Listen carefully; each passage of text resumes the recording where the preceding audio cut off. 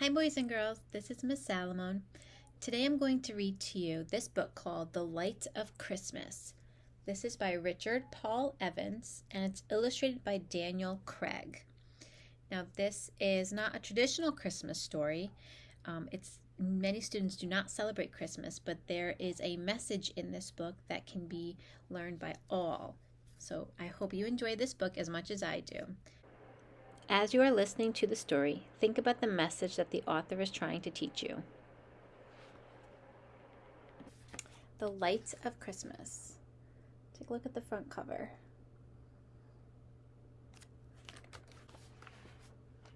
High in the mountains, where the clouds lie on the ground like cotton balls, is the Christmas town of Noel.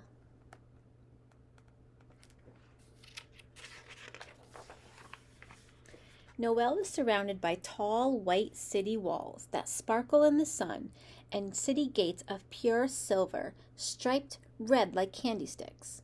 In the center of the town is a square where a tall Christmas tree is decorated all year long. But even more important than the tree is the great brass Christmas torch next to it, for it is here on Christmas Eve that the keeper of the flame comes to light the torch, bringing the brightness and warmth of Christmas to the entire world.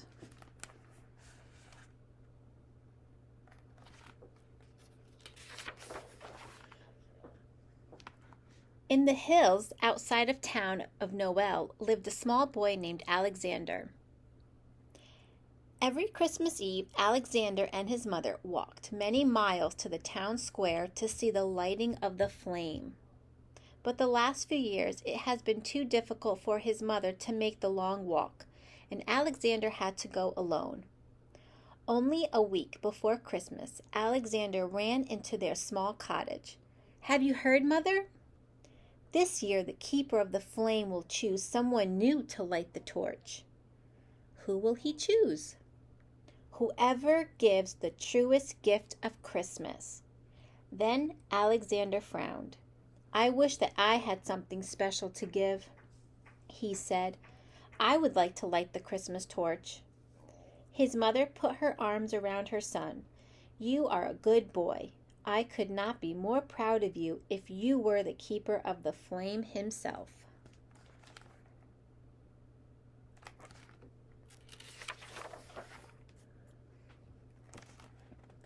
Early the morning of Christmas Eve, Alexander prepared for his trip to the town square.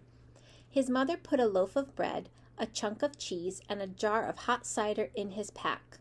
Then she bundled him up in an extra cloak, as it was snowing outside. "Remember, Alexander, after the lighting of the flame, it will be late. You must spend the night at the town church. I will expect you back tomorrow afternoon." Alexander kissed his mother goodbye, then started on the long walk to Noel. After walking most of the day, Alexander could hear the bells of Noel ringing in the distance, calling the people to the square.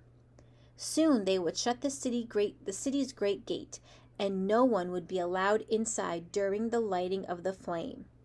Alexander walked faster.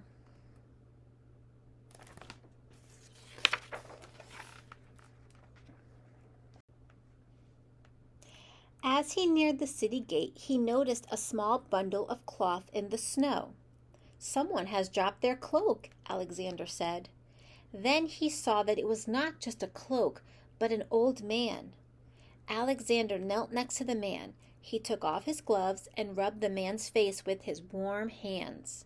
The man's eyes slowly opened.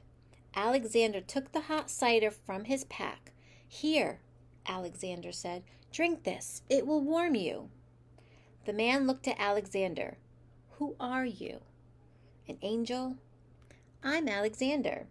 The man smiled. "Thank you, Alexander." "I'm too small to lift you. I will get help in the city," Alexander said. He put his extra cloak around the old man.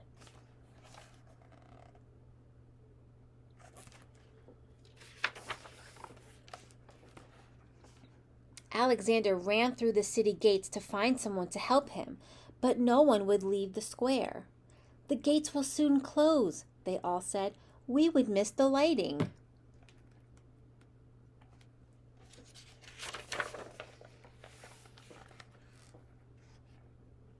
Then the large gates did begin to close. Alexander looked at the beautiful tall Christmas tree and the great torch in the square, then back at the gate.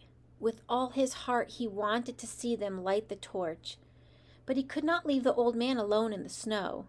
He slipped out of the gate just as it closed behind him. But when he returned to where the old man had been, only Alexander's cloak lay in the snow. The old man was gone. Alexander picked up his cloak, then looked back at the gates. They were locked, only to be opened when the lighting was done. Already it was getting dark, and it was too late to go home.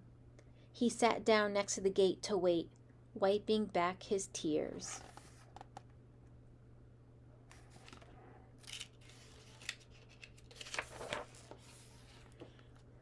Then Alexander heard a creak, and to his surprise the gate opened a crack. Alexander jumped to his feet and quickly ran inside. The town square was crowded with excited people. Alexander climbed up to a small window ledge where he could see. Suddenly, from a building at the far side of the square, a large door opened and a man, dressed in a beautiful cloak, lined with golden threads and precious jewels, walked from the building. A deep hush fell over the crowd. The keeper of the flame had arrived. In one hand he held a wreath, the symbol of Christmas. In the other was a small flaming torch, with which the great torch would be lit. "Let the offerings begin," said the keeper.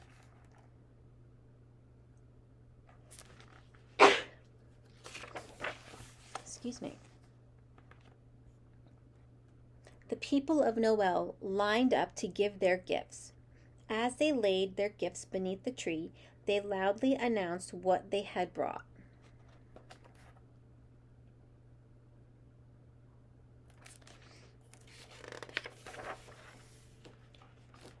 "I am Julio, the minstrel," cried one. "My gift is a Christmas song which will gladden the hearts of many." He played his song, then laid his pure wood lute beneath the tree. "I am Marco, the writer," cried another. "I have written a great Christmas story which will be shared for many years to come." And he laid the book bound in red and gold leather beneath the tree. Then came the richest man in the city. "I am Maurizio, the jeweler. I have made a golden ornament for the tree." The crowd clapped when they saw the ornament. It was of pure gold, with red and green jewels, the colors of Christmas. Surely this was the best offering of the evening.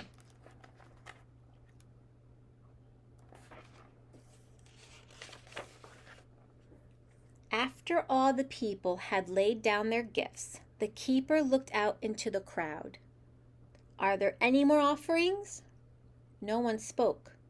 Alexander looked down, sad that he had nothing to give. "Well then, I shall choose the truest gift," the keeper said. He looked at those who stood near the tree. "You have given much," he said, "but only one of you has given well." Then the keeper looked out to the crowd. "Come, Alexander."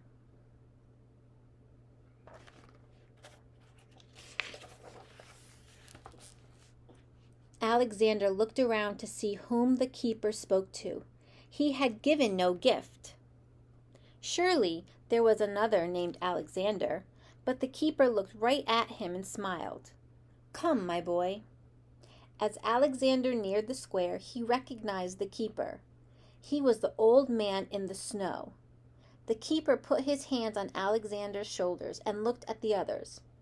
"You all passed by me tonight, lying in the snow outside the city gate.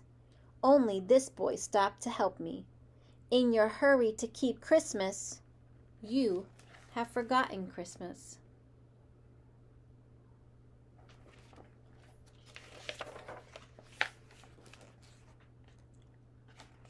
The truest gift of Christmas is the gift of self. The flame of Christmas must first burn from within. Then he handed the small torch to Alexander. Light our Christmas, dear boy. Light our Christmas. Alexander touched the fire to the great brass torch, and it burst into a brilliant flame.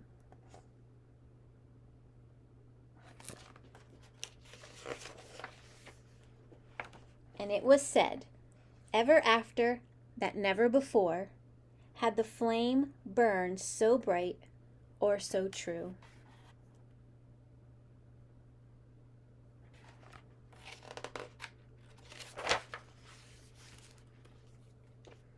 I hope you enjoyed this book just as much as I have.